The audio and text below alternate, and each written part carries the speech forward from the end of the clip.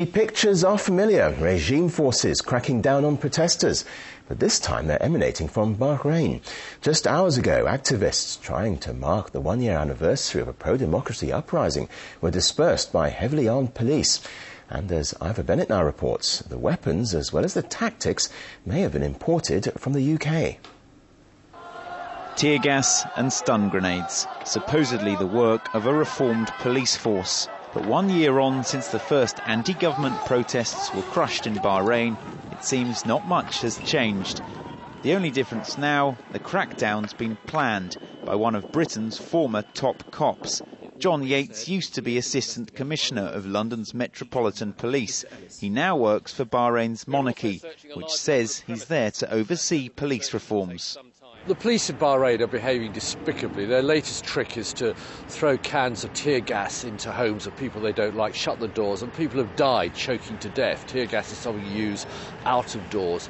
And I think for any British police officer, although Mr. Yates now is retired, to be associated in any way with that is wrong.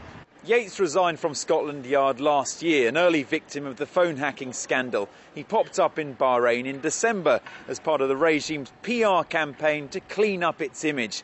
A campaign pushed hard, it seems, by Yates himself. He recently told the Daily Telegraph his new charges had a well-rehearsed plan for the anniversary of the uprising, adding, "The concept of reasonable reaction to provocation has been reinforced." As for the uprising itself, Yates said, "This isn't organised protests. It's just vandalism, rioting on the streets." Claims hotly disputed by London's Bahraini community.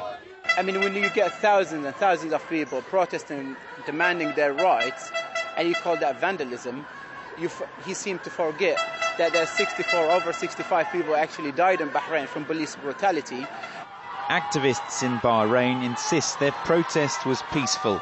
Their aim, to reach the iconic Pearl roundabout in the capital, Manama. They say they were met by tanks, toxic gas and rubber bullets.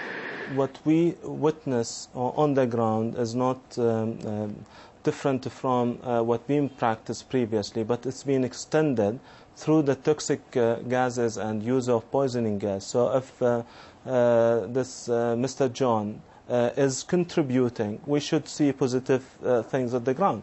What we see till today is nothing acceptable. It may not just be British tactics Bahrain's using, but weapons too.